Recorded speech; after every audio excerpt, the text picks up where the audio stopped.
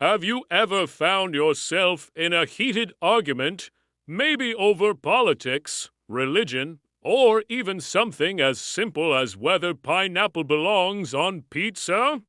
You're laying out all your points, citing facts, using perfect logic, and yet, the other person just won't budge. It feels like you're talking to a brick wall, right? Welcome to the world of belief clashes, a fundamental part of the human experience that can be both incredibly frustrating and deeply fascinating. Today, we're diving deep into why these clashes happen, what's going on in our brains when our core beliefs are challenged, and most importantly, how we can navigate these disagreements without wanting to tear our hair out. This isn't just about winning an argument, it's about understanding ourselves and others better. So, first things first, what exactly is a belief?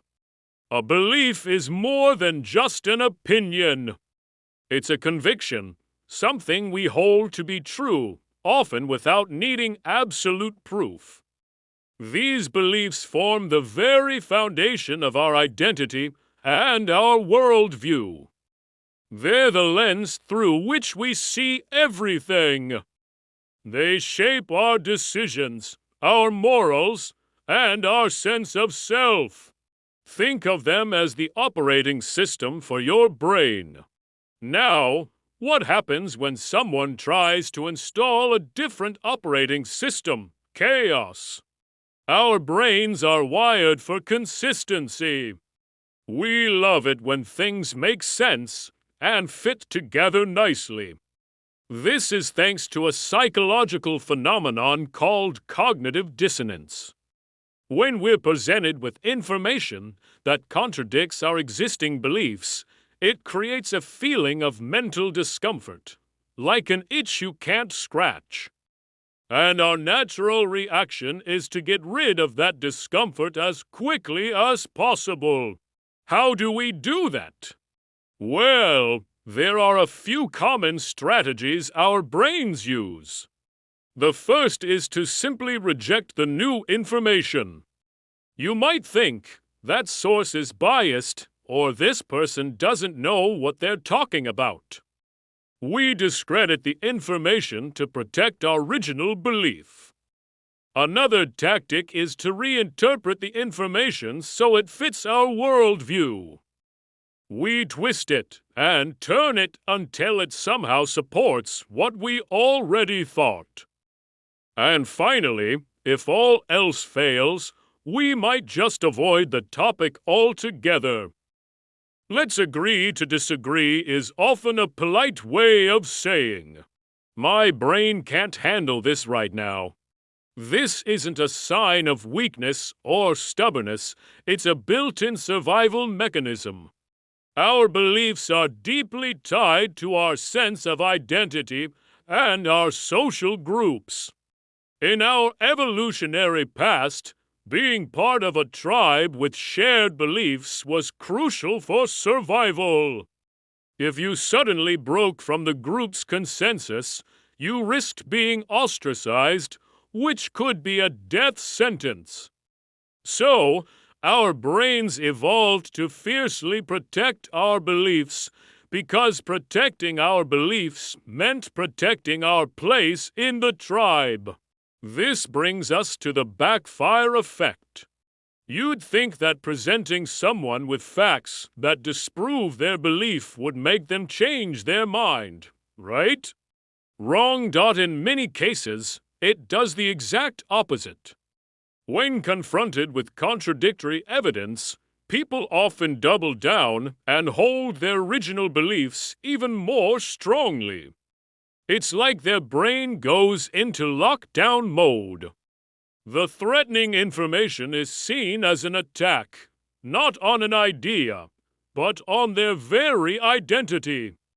So they build their walls higher and dig their trenches deeper.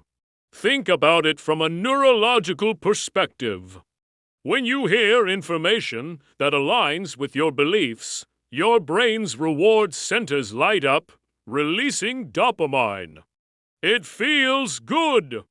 It's like your brain is saying, "Yes, you're right. Here's a little treat." But when you encounter conflicting information, the part of your brain that deals with threat and pain, the amygdala, can fire up. It feels like a personal attack. Your fight or flight response kicks in, and rational thinking goes right out the window.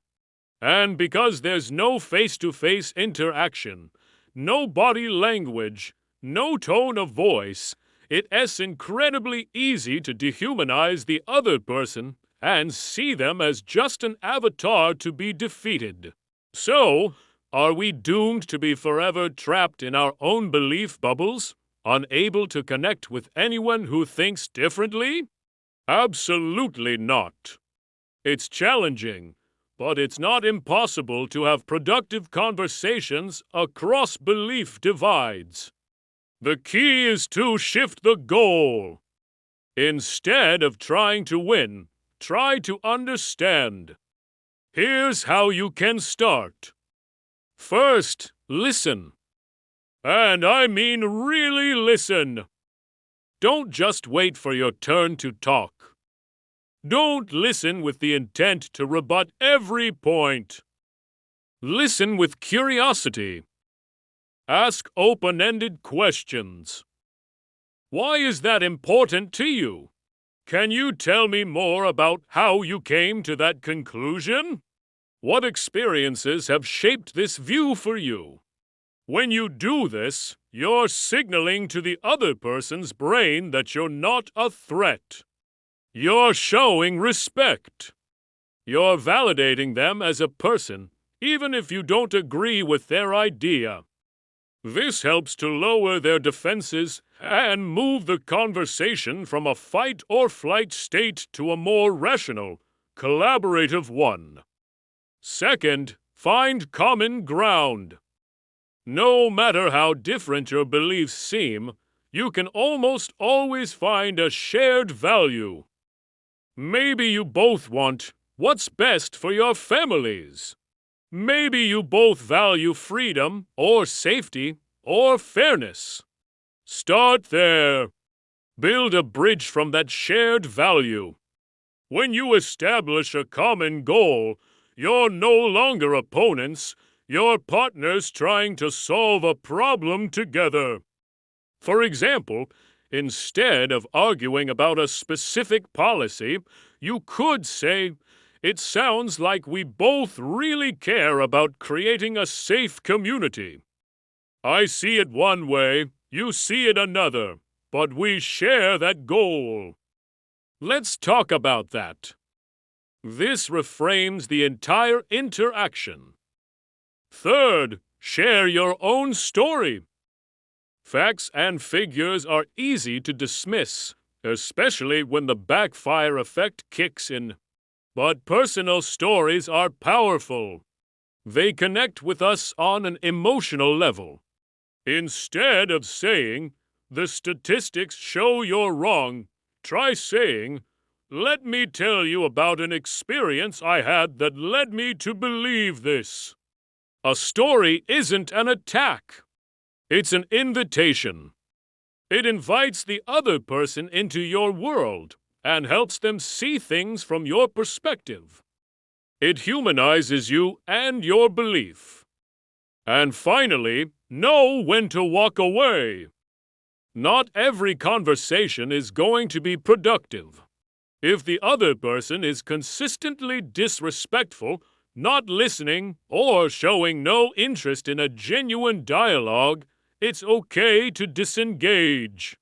You don't have to be a punching bag. Protecting your own mental and emotional well-being is paramount. You can say something like, "I feel like we're just going in circles, and this isn't productive for either of us. Maybe we can talk about something else, or simply end the conversation." It's also crucial to practice self-reflection. Be aware of your own biases and emotional triggers. When you feel yourself getting angry or defensive, take a breath. Ask yourself why. Is your identity being challenged? Are you feeling threatened? Acknowledging your own emotional response is the first step to managing it and staying in the rational part of your brain. Be open to the possibility that you might be wrong. That's not a sign of weakness. It's a sign of intellectual strength and humility. The world is full of people with diverse beliefs, and that's actually a beautiful thing. It's what drives innovation, art, and progress. These clashes of belief, as uncomfortable as they can be, are opportunities. They are opportunities to learn, to grow, to challenge our own assumptions, and to build empathy. Instead of seeing someone with a different belief as an enemy to be defeated, try seeing them as a puzzle to be understood. What life experiences, what values, what fears have led them to where they are? When you approach disagreements with curiosity instead of combativeness, you not only have a better chance of being heard, but you also open yourself up to a richer, more nuanced understanding of the world and the people in it. The goal isn't to create a world where everyone believes the same thing. How boring would that be? The goal is to create a world where we can disagree respectfully, learn from each other, and find common ground to build a better future together. It starts with each of us, in our daily conversations with friends, family, and even strangers on the internet. It starts with choosing understanding over winning. Thank you so much for joining me on this deep dive into the clash of beliefs. I hope this gives you some new tools for your next tough conversation. If you found this helpful, give this video a like and consider subscribing for more content about psychology and human connection. Let me know in the comments about a time you successfully navigated a belief clash.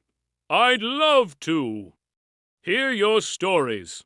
Stay curious, and I'll see you in the next one.